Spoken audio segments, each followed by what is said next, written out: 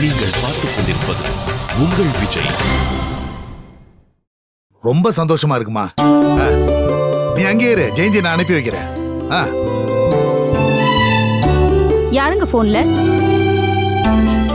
ஷாலினி தாம்மா போன் பண்ணா. என்ன விஷயமா? ஹாஸ்பிட்டல்ல இருந்து டிஸ்சார்ஜ் ஆக போறாளாம். நேரா இங்க வரணும்னு ஆசைப்படுறா. நான் தான் நீ அங்கே இரு, ஜெயந்தி அனுப்பி வைக்கிறேன்னு சொன்னேன். நான் ரொம்ப பயந்துட்டு இருந்தேங்க. அவ இந்த வீட்டுக்கு வருவாளா மாட்டாளான்னு. அவளே வரேன்னு சொல்லிட்டால. ரொம்ப சந்தோஷமா இருக்கு.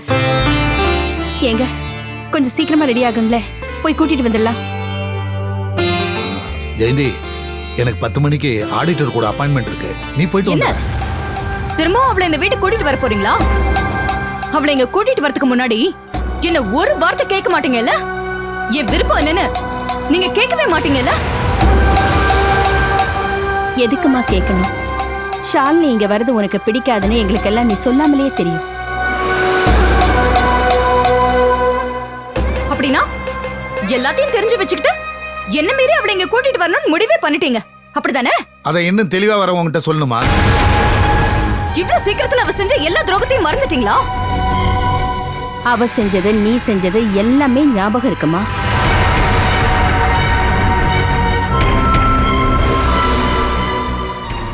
இத பாரு, எனக்காக இவ்ளோ பெரிய தியாகம் செஞ்ச ஷாலினிய நான் பொண்ணு மாதிரி நினைச்சு பாசம் காட்டுறதுல என்ன தப்பு இருக்கு?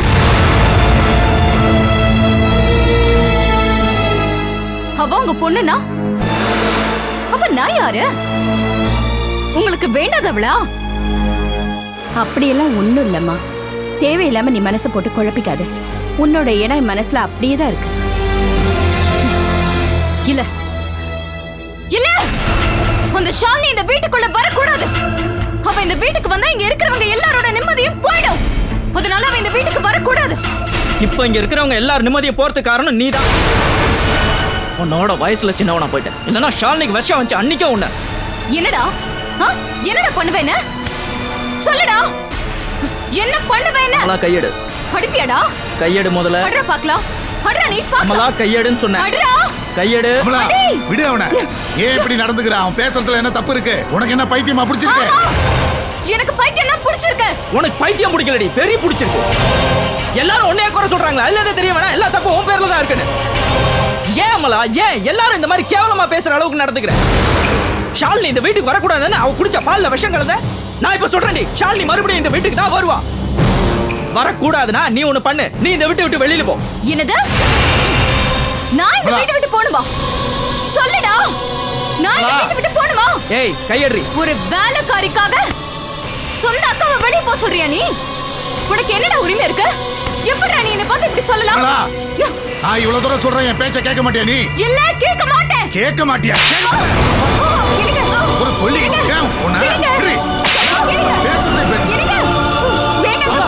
தப்பு இருக்கு. என்ன தப்பு இருக்கு? எந்த பொண்ணாச்சுன்னு வீட்டை விட்டு வெளில போன நான் சொல்லல. நான் வர்ற ஆத்திரத்துக்கு அடிச்ச கையால உன்னை அப்படியே கழுத்து.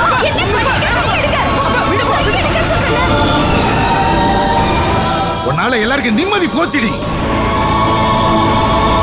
ஜெயந்தி, நீ வா, நீ வா, நீ வாங்குறல.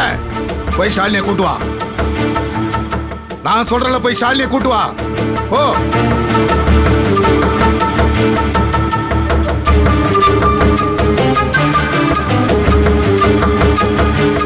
இந்த பார், இனிமே இந்த வீட்டுல உன் சத்தம் கேட்டுச்சு, நான் மனுஷனா இருக்க மாட்டேன்.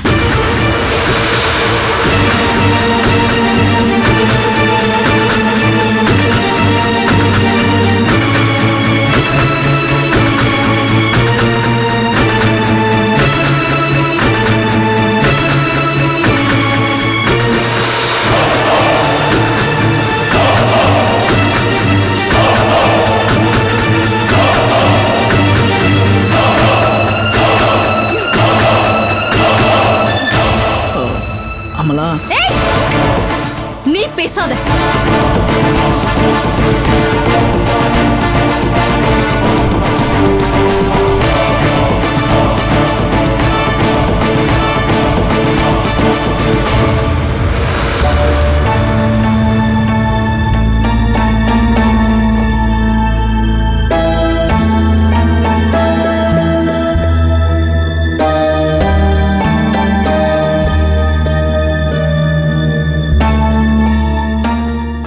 என்னாச்சு? இல்லை, நானும் அம்மாவும் ஷாலினிட்ட ரொம்ப பேசி பார்த்தோம். ஆனால் ஷாலினி பிடிவாதமாக இருக்கா. ஜெயந்தி மேடம் வீட்டுக்கு தான் போவேன்னு. அன்றைக்கி பேசும்போது கூட அண்ணன் என்ன சொல்கிறார் அதுக்கு ஏற்ற மாதிரி நான் நடந்துக்கிறேன்னு தான் சொன்னான். ஆனால் இன்றைக்கி திடீர்னு பழையபடி அவங்க வீட்டுக்கு தான் போகிறேன்னு சொல்லிட்டு இருக்கா. எதுக்கும் நீங்கள் ஒரு வார்த்தை பேசுகிறீங்களா?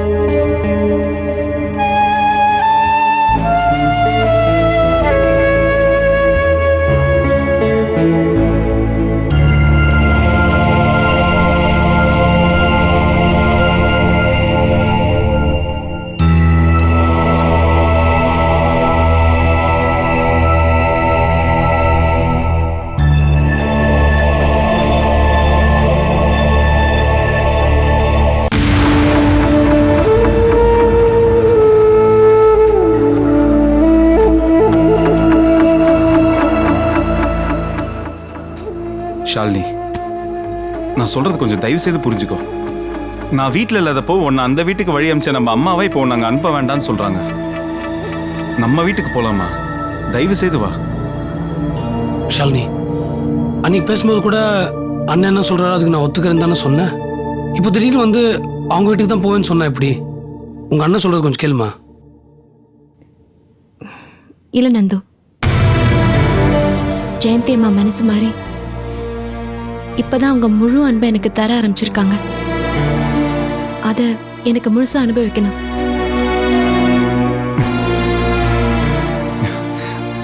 எது முழு அன்பு? அந்த அன்போட பலனை பத்தியா? இதோ இந்த மாதிரி ஹாஸ்பிட்டல் வந்து படுத்துட்டு இருக்கேன்.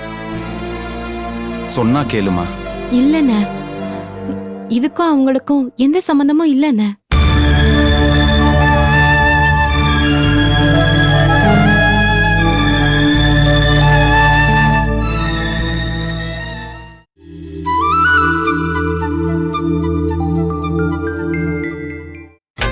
நீங்கள் பார்த்துக் கொண்டிருப்பது உங்கள் விஜய்.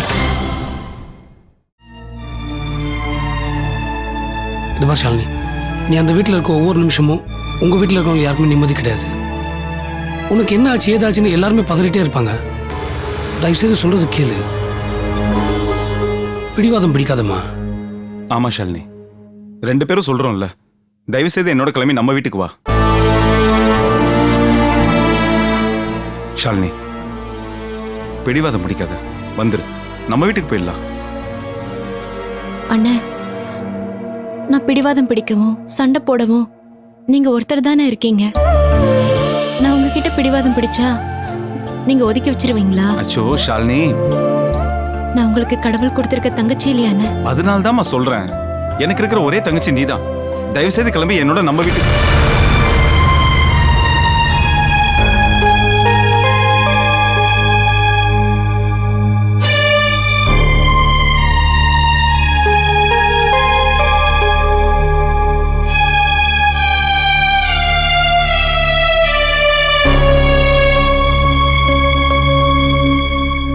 ஷாலினி, உங்க அண்ணா இவ்வளவு தூரம் சொல்லியும் நீ என் கூட வரேன்னு சொன்னது ரொம்ப சந்தோஷமா இருக்குமா.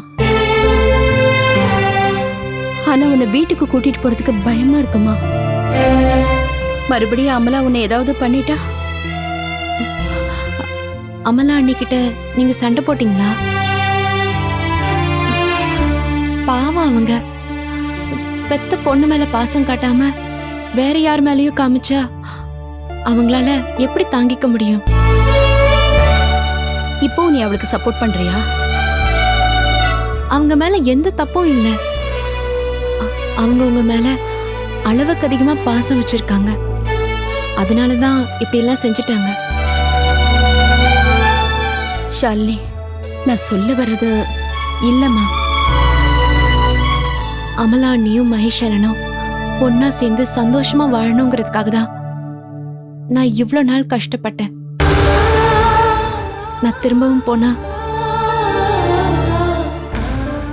வீணாயிடும்ல. அது மட்டும் இல்லம்மா, இப்பெல்லாம் எனக்கு உங்க கூடவே இருக்கணும், உங்களை பார்த்துக்கிட்டே இருக்கணும் போல இருக்கு.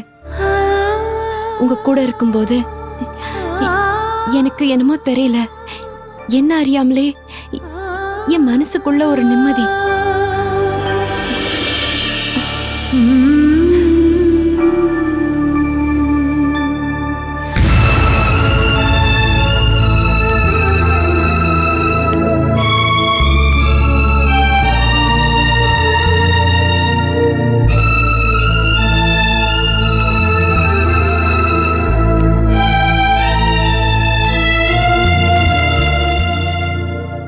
என் கூட வரதுக்கு நான் ஷாலினியை கட்டாயப்படுத்தல.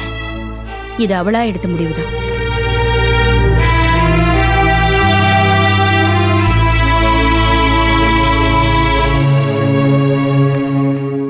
ஒரு நிமிஷம்.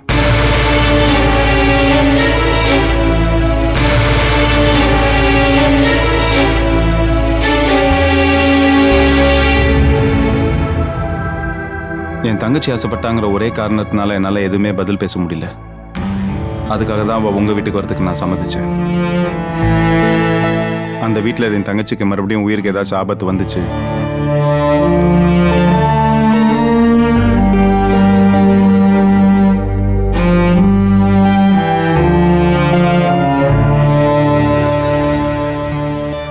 சத்தியமா சொல்றேன், உங்களையும் உங்க பொண்ணையும் நான் உயிரோட விட மாட்டேன்.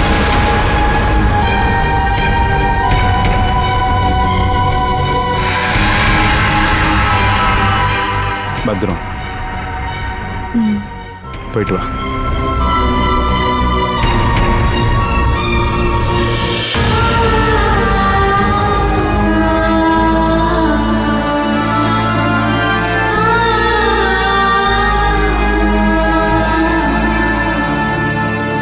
வாங்க போலாம்.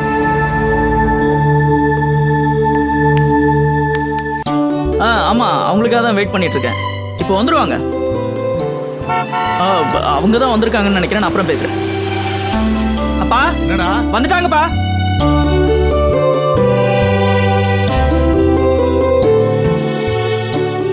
வாமா ஷாலினி. பாத்து வாமா, உட்காரு. இருக்கட்டும்மா. உட்காருமா. பரவாயில்லம்மா. நான் போய் குடிக்க ஏதாவது எடுத்துட்டு வரேன். வேண்டாமா.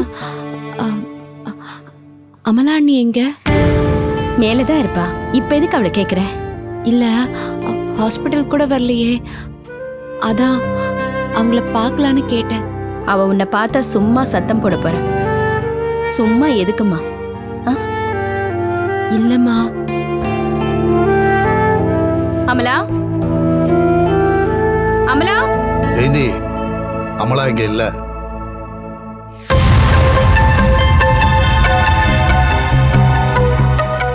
வீட்ல இல்லையா? நீ ஷாலினியை கூப்பிடுறதுக்கு ஹாஸ்பிட்டலுக்கு போனப்போ என் கூட சண்டை போட்டு வீட்டை விட்டு வெளில போயிட்டா. எங்க போனா? எங்க போயிருப்பா? நம்ம வீட்டை விட்டு உங்க அப்பா வீட்டுக்கு தான் போயிருப்பா. நானும் எவ்வளவு தடுத்து பார்த்தேன், கேட்கல. போகட்டும், விடு. போட்டோம், அதுவும் ஒரு வகையில நல்லதுதான். ஷாலினி அவ கூட வீட்ல இருந்தா மறுபடியும் பிரச்சனை தான். என்னால பிரச்சனைனா நான் வேணா இந்த வீட்டை விட்டு போயிடுறேன். ஏய், அவளுக்கா நீ எதுக்கு வீட்டை விட்டு போகணும்? அவ கேரக்டரே அப்படிதான். இதுக்கா நீ எதுக்கு? ஷாலினி, அவ ஒன்ன மட்டும் இல்லம்மா, இந்த வீட்டில் உள்ள எல்லாரையும் எதிரியா தான் பாக்குறா. அது மட்டும் இல்ல, அவ ஜெயந்தி விட்டு கொஞ்ச நாள் பிரிஞ்சிருந்தாதான் மகேஷோட அருமை அவளுக்கு புரியும். அவர் கூட சேர்ந்து வாழ்றதுக்கான வாய்ப்பு ஏற்படும். புரியுதா?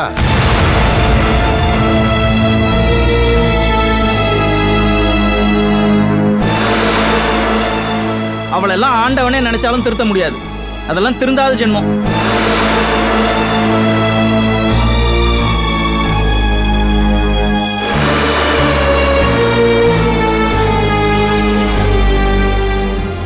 இது பாருமா, போய் கை காலை கழுவிட்டு வா.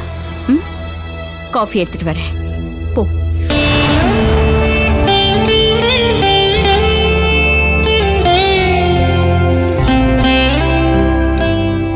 ஷாலினி, நீ எதையும் மனசுல வச்சுக்காதம்மா. இப்பதான் ஹாஸ்பிட்டல்ல இருந்து டிஸ்சார்ஜ் ஆகி வந்திருக்க. நாங்க உன் கூட இருக்கோம். நீ எதுக்கும் கவலைப்படாத. உள்ள போய் ரெஸ்ட் எடு.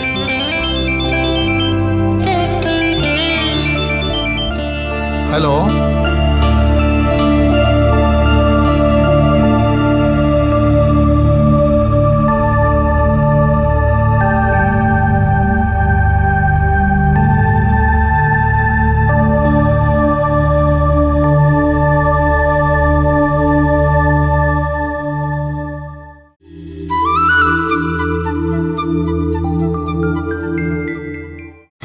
நீங்கள் பார்த்துக் கொண்டிருப்பது உங்கள் விஜய். அமலா, வாடா கண்ணா, வா. என்னம்மா இது, கையில பெட்டியோட வந்திருக்க? அந்த வீட்ல யாருக்குமே என் மேல பாசமே இல்ல பாட்டி. எல்லாரும் அந்த ஷாலினிக்கே சப்போர்ட் பண்றாங்க.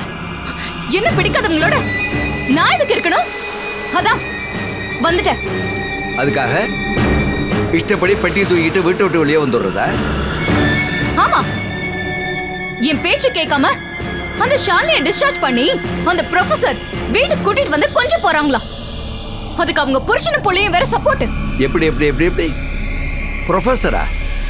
அவளை அம்மானு கூப்பிட கூட உனக்கு பிடிக்கலையா? அவங்க தன்னோட வயத்துல பிறந்த என்ன அவங்க பொண்ணா நினைக்காம ஏதோ ஒரு அனாதை அவங்க பொண்ணா நினைக்கிறாங்க. நான் எப்படி அவங்களை அம்மான்னு கூப்பிட முடியும்? இல்ல அம்மலா, உங்க அம்மா அப்படியெல்லாம் நடக்கிறவளே இல்ல. ஷாலினி மேல அன்பு வச்சிருந்தா கூட நீதானமா அவ பெத்த மகளே, உண்மையில தானேமா அவ அதிகமா பாசமே வச்சிருக்கா. ஆமா, பாசம் வச்சிருக்காங்க. வெளியே போன வாய் திறந்து சொல்லலையே தவிர அதுக்கு ஈடான எல்லா வார்த்தையும் சொல்லிட்டாங்க. இத பாரு, நீ அவங்களுக்கு எவ்வளவு டார்ச்சர் கொடுத்தோம். அவங்களா இருக்கிறதுனால எல்லாத்தையும் பார்த்துக்கிட்டு பொறுமையா இருக்காங்க. வேற யாராவது இருந்திருந்தா இந்நேரம் கண்ணம் பழுத்து இருக்கும். அதுவும் நடந்து முடிஞ்சிடுச்சே. என்ன அடிச்சது மட்டும் இல்லாம அடிச்ச கையாலேயே என் கழுத்தை நெரிச்சு கொண்டுட்டு வரா என் அப்பா. முடியாது, இனிமே என்னால அந்த வீட்டுல இருக்க முடியாது. என்னங்க இது? மாப்பிளைக்கு என்ன ஆச்சு? வயசுக்கு வந்த பொண்ணை கை நீட்டி அடிச்சிருக்காரு.